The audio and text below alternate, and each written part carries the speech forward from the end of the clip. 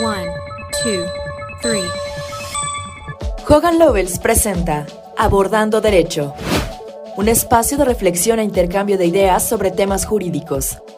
De la mano de nuestros invitados especialistas en diversas ramas del derecho, abordamos tópicos de relevancia para la comunidad en general de forma directa y puntual. Bienvenidos y preparados. En este podcast vamos abordando derecho. En este episodio de Abordando Derecho, hablaremos de tecnología financiera con René Arce, socio de Hogan Lovells México, quien nos platicará sobre los temas fintech, sus modalidades, características y beneficios. Bienvenidas y bienvenidos a otro episodio de nuestro podcast Abordando Derecho. Yo soy Alejandro García, socio de Hogan Lovells, y les agradezco mucho su compañía. Según una encuesta reciente del INEGI, el 67.8% de las personas entre 18 y 70 años cuenta con algún producto financiero formal. Según algunos analistas, esto obedece al crecimiento importante que ha tenido en nuestro país el Internet y la tecnología financiera, lo que ha permitido a más personas acceder a este tipo de productos financieros. Y justamente ese es el tema que vamos a abordar el día de hoy. Para conocer acerca del ecosistema fintech, hoy nos acompaña alguien que tiene mucho conocimiento en la materia, que es nuestro socio René Arce.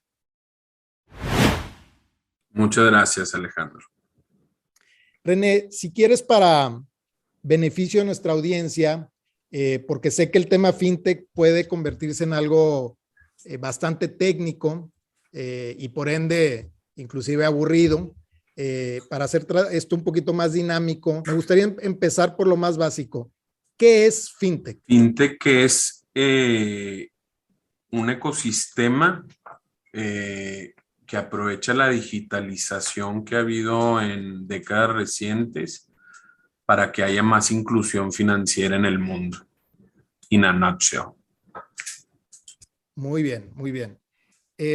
Ok, vamos a tratar de aterrizar este concepto. ¿Por qué no nos das algunos ejemplos concretos de fintech? Fintech, básicamente el concepto tradicional de fintech es que la digitalización, la tecnología hace que haya un incremento importante en actividad financiera, que hace que más personas participen en esos servicios financieros. Puede ser una manera de pagar, que es de las más utilizadas, puede ser una manera de levantar dinero, puede ser algo que ni siquiera tenemos idea porque es algo tan novedoso por la tecnología que pues no puede estar previsto. Y algo muy importante precisamente de estos marcos legales es que en ese punto de novedades son dinámicos. Excelente, excelente. Muchas gracias, René. Oye, y bueno, justo hablando de marcos legales y de regulación, sé que en México contamos ya con una ley en la materia, es la Ley para Regular las Instituciones de Tecnología Financiera, que fue publicada en el Diario Oficial de la Federación por ahí del año del 2018, si mal no recuerdo, a la que normalmente nos referimos como la Ley FinTech.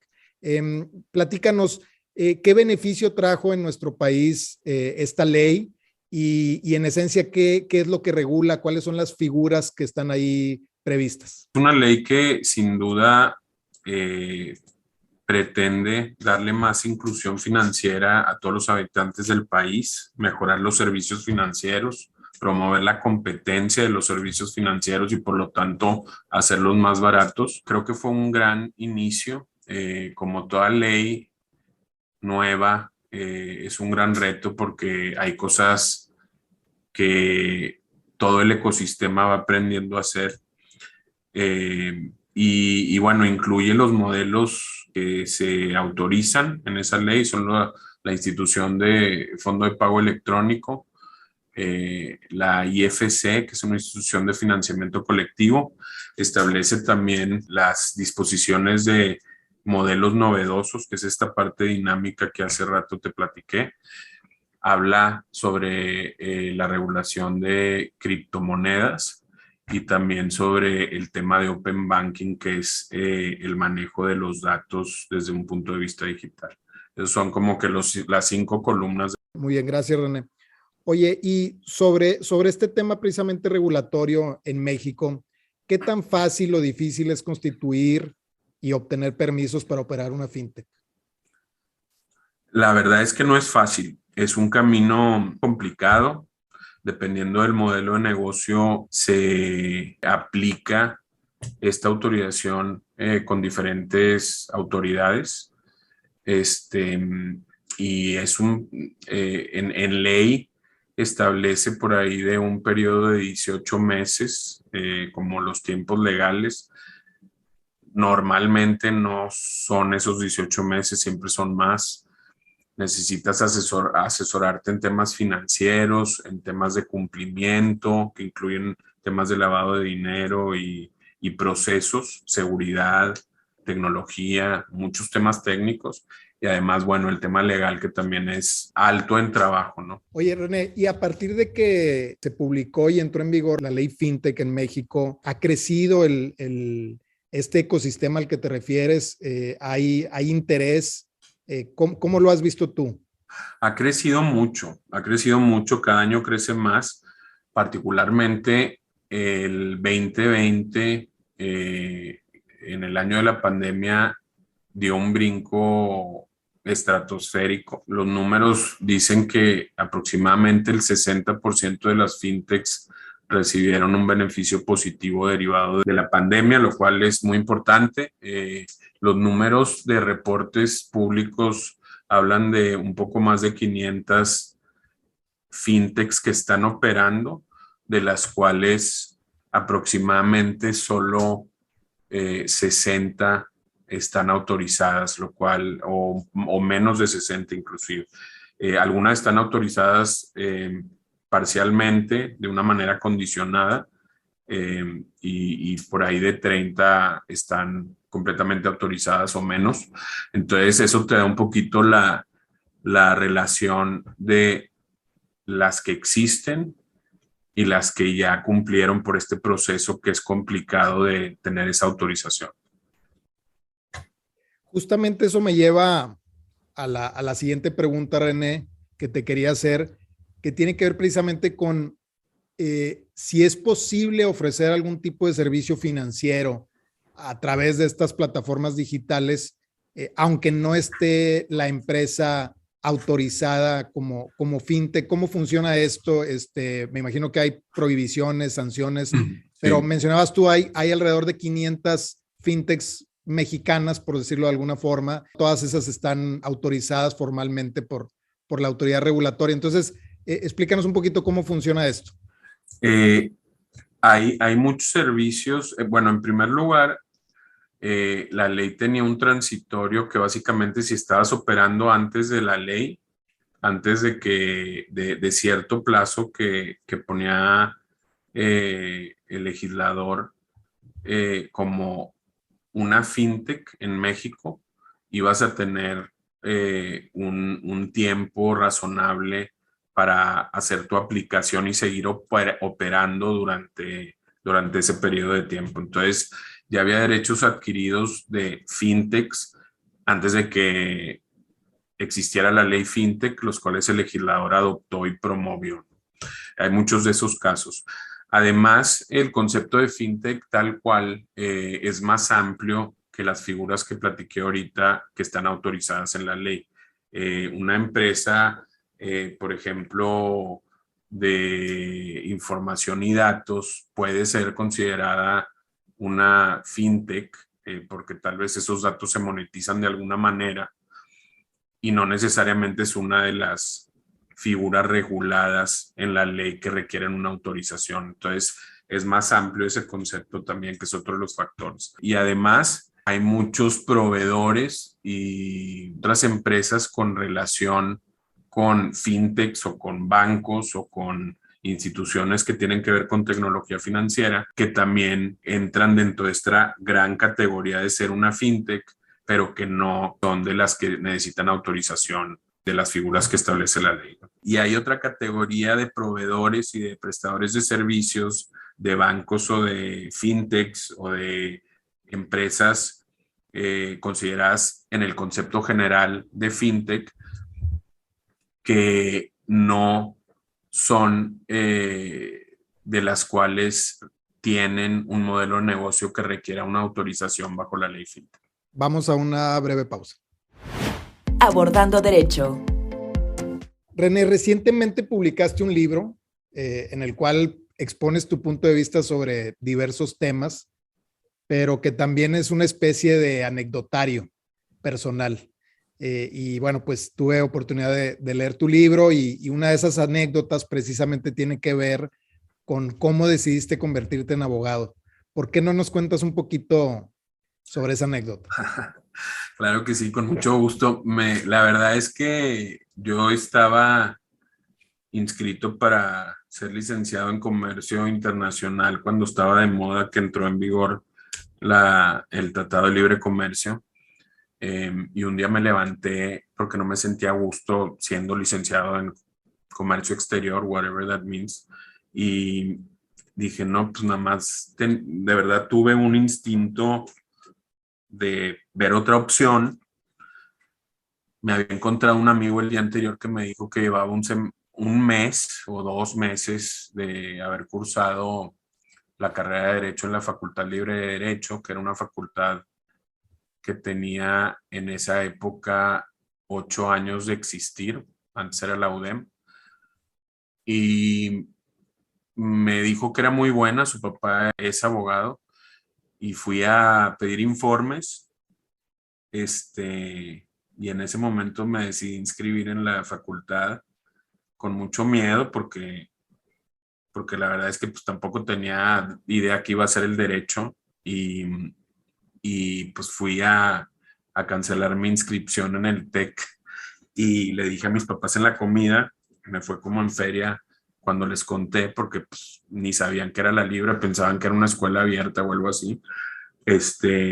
Y entré y gracias a Dios el primer mes me di cuenta que me encantaba y me gustó mucho y fue algo que nunca se me olvida porque lo platico como un ejemplo de cuando simplemente tenemos un sentimiento que queremos, o sea, que sentimos que ahí está y que a veces es suerte o a veces es nada más un instinto y que vale la pena hacerle caso, porque pues tengo haciendo esto ya más de 20 años y la verdad con mucha pasión porque me gusta mucho lo que hago. Creo que soy muy afortunado en poder hacer las cosas que hacemos. Definitivamente, René, muy afortunado y es algo que comparto contigo. Tenemos esa suerte de que nuestra pasión es nuestro trabajo y que ese sueño que teníamos lo podemos cumplir literalmente todos los días, ¿no? Yo, como les digo también mucho a mis alumnos que están estudiando en la Facultad de Derecho,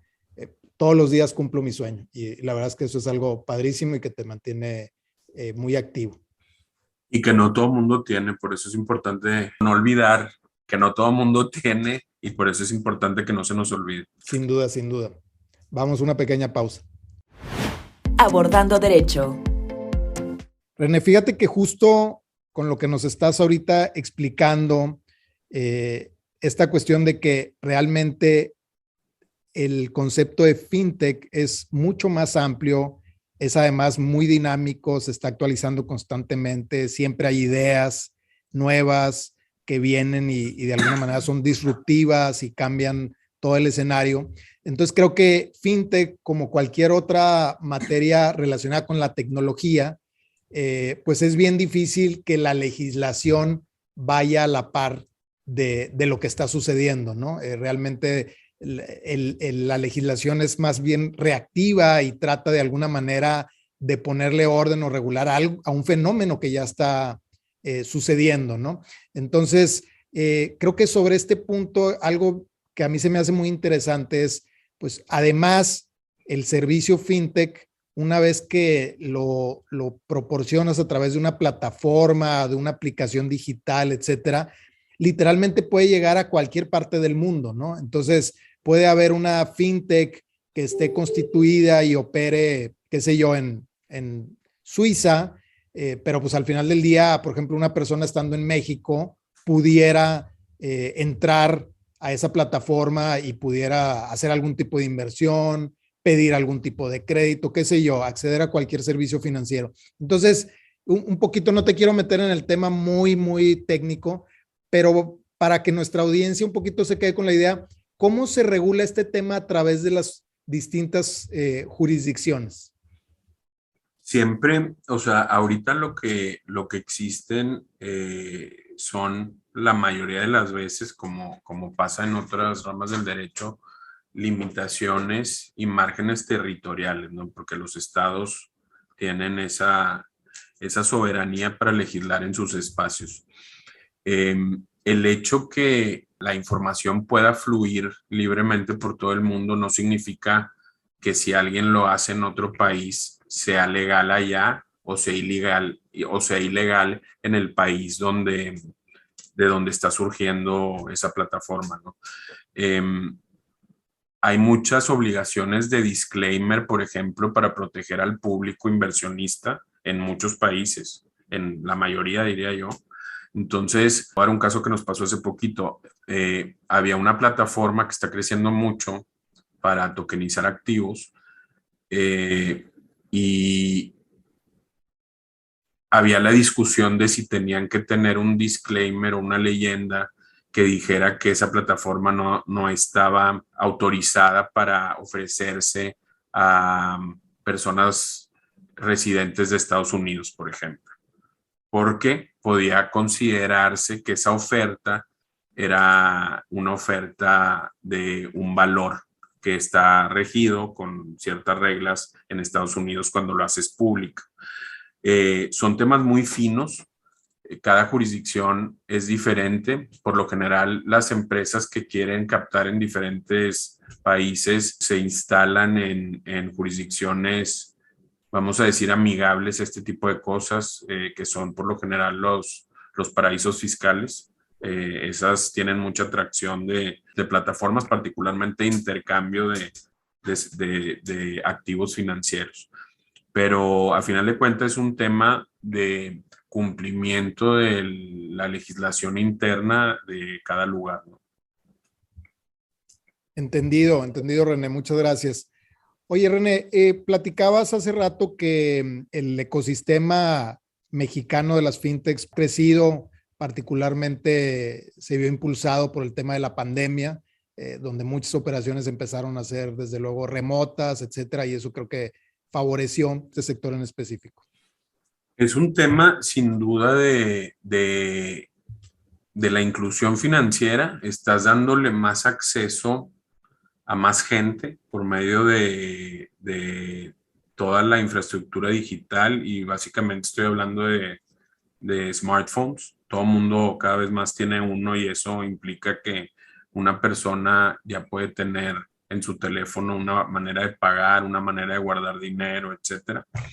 Y además de eso, que esa inclusión genera una competencia en los precios que hace que a final de cuentas el mercado se beneficie de mejores, de más competitividad entre los jugadores de estos servicios, ¿no? Que a pesar de tener muy claro que las fintechs son los jugadores importantes, sin duda la banca tradicional también es un sector que está atendiendo y que ha participado y va a seguir participando de una manera bastante activa, ¿no?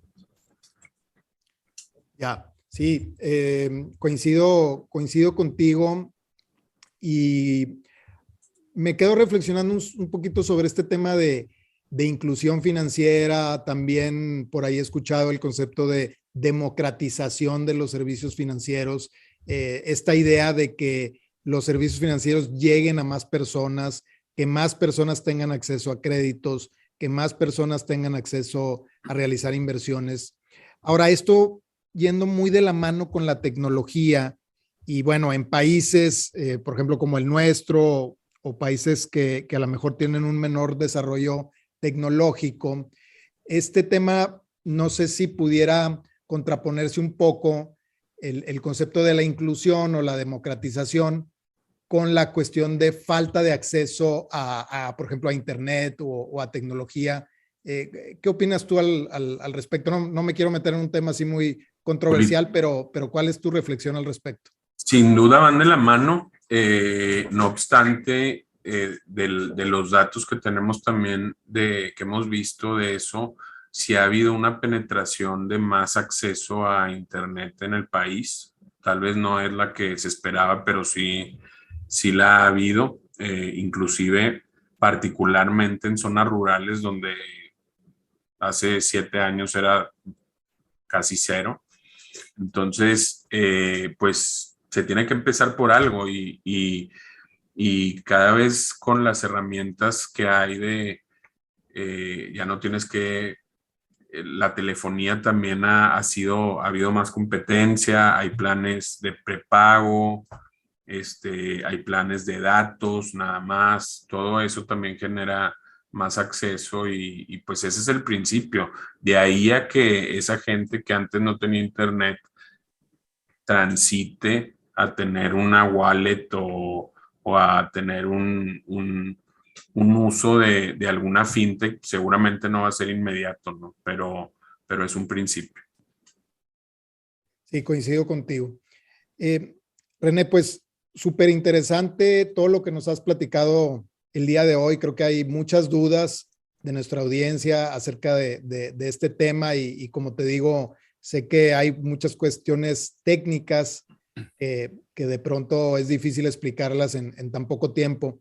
Pero para finalizar, René, ¿cuál sería tu recomendación para quienes tienen interés en desarrollar un emprendimiento o inclusive para alguna empresa que actualmente presta servicios financieros de manera tradicional y quiere, digamos, ampliar su portafolio y empezar a ofrecerlo a través de alguna plataforma?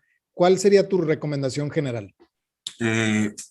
Pues lo más importante de entender dónde estás en el ecosistema es entender perfectamente el modelo de negocio que se está proponiendo, entender su viabilidad,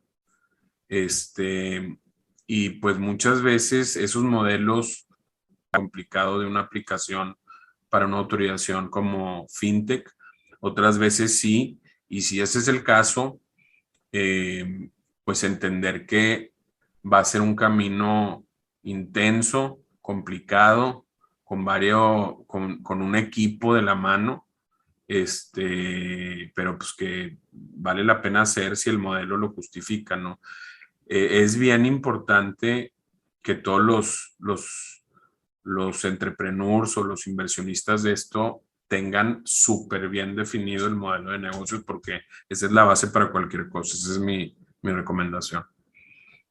René, pues de nuevo, muchas gracias. Gracias por acompañarnos y desde luego gracias a toda la audiencia por seguir el podcast. Esperemos que mantengamos su compañía en los siguientes episodios.